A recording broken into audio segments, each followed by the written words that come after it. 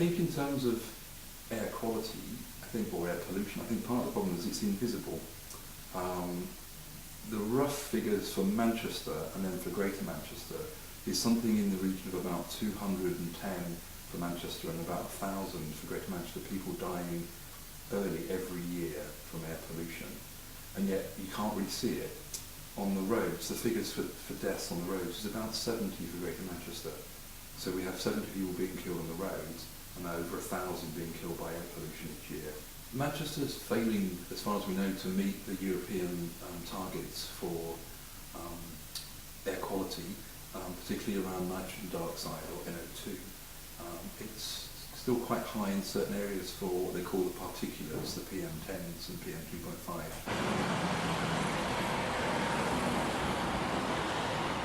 These are the small particles PM2.5. PM2.5 stands for particulate matter less than 2.5 microns. PM2.5 can be made of heavy metals or other toxic chemicals emitted from cars and trucks. Because they are smaller than other particles, they travel deeper into the lungs. As particles build up in the airways, the flow of oxygen becomes less efficient. The lungs produce mucus to trap the particles. The mucus has to find its way out, which makes us cough. If you look at Piccadilly Gardens, that's one of the sites that regularly goes over the European limits in terms of the monitoring of air pollution, and that's because it's a great big bus park basically, so that shows we need to clear up our bus transport. About 60% of the air pollution comes from the transport sector, so we need to do a lot more to reduce unnecessary car journeys, and also need to clean up the bus services, the buses that are used in Greater Manchester. So we need to encourage more people to cycle and walk, and we need to encourage more people to use clean vehicle technology. Metrolink is very good. It actually runs on a green energy tariff, so the electricity it uses is produced from renewables. So that's actually a really brilliant, sustainable form of transport. So the target for the airport is to be carbon neutral for its ground transportation. It's not talking about its actual aviation, the silver birds flying in the sky.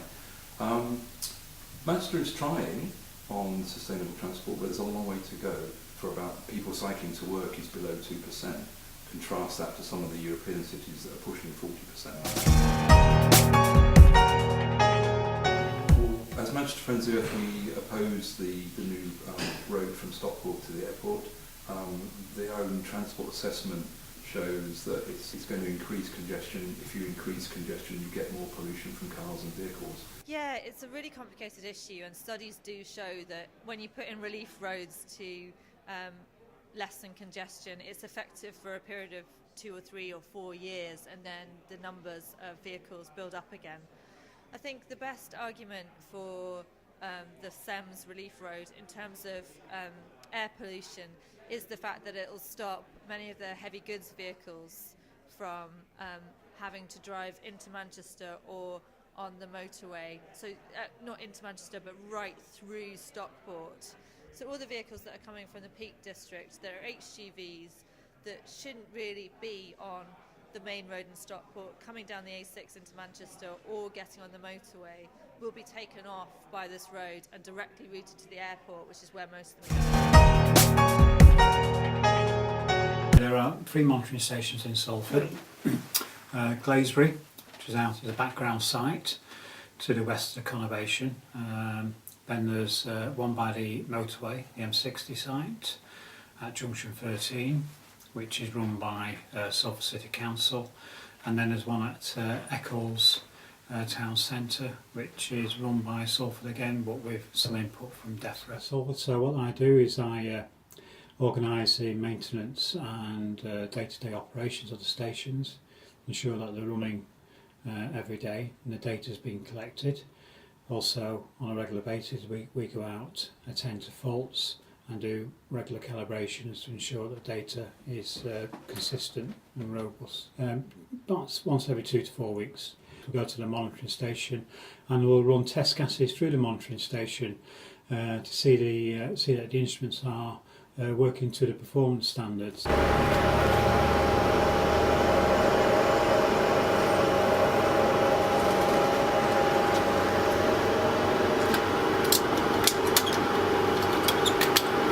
that data is then collected, and with the results that's collected on site, we're then able to adjust the data from the analyzer to be more representative of the data. Data is not only collected by Salford City Council, it's also collected by two other organisations. DEFRA collect the data through their agents, Pura Veritas, who are a large consultancy. They collect all the national data from the Air Quality Urban Network.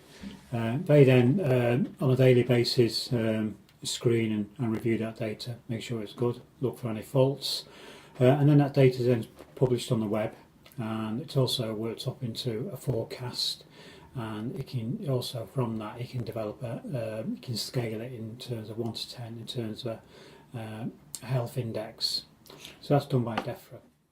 You can check the air quality in your area by visiting www.greatairmanchester.org.uk. The index is a scale from 1 to 10, indicating the air status based on the data collected from the monitoring stations.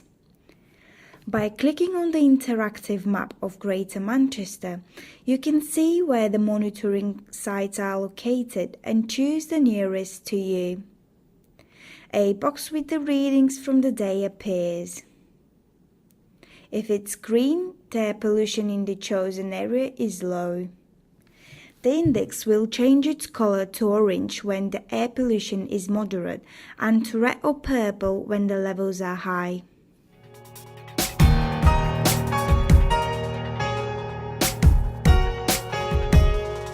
We've had a number of European projects over the last 3 years which are all about the smart city. One of the projects that we've been working on was developing a wireless-based sensor network. These sensors were placed in different parts of the city and capture temperature, humidity, nitrous oxide, carbon monoxide, and these readings are kind of real-time data. Obviously, when you see data, it doesn't really mean much to individuals. So we've always worked very closely with the digital community in the city, with apps developers and open data people. The one that actually we gave the prize to, the £2,500 Innovation Challenge, we called it the Environmental Data Challenge, I think was the name of the project. A company in the Northern Quarter called Shaping Cloud. The application they came up with was called Our Air. So the idea is it's a personalised application, and the idea is it can visualise the data over a period of time and according to location and according to sensors. There are some of those sensors around the town hall. There are some in Edge Street in the Northern Quarter. There are some down Oxford Road near the Mancunian Way. The application, obviously, which will be on the Windows Store very shortly, will actually be able to be downloaded and then be used to pick up data from Manchester or possibly in the future elsewhere. I was in Barcelona last week, but whilst I was there, we had quite a bad smog in the UK.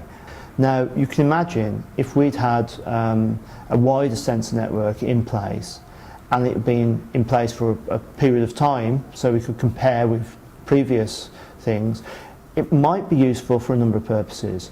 The real-time element of it could be give out smog alerts, but very localised alerts. I rang up my father because he has asthma, he's in his late 70s, he's in the Midlands, and he was actually okay. There was no problems on the day that I'd heard it on the news. But I didn't know that because I just heard the national weather forecast. I think there's a more serious or longer term thing here, is that imagine if you started combining this real-time data with health records, for instance.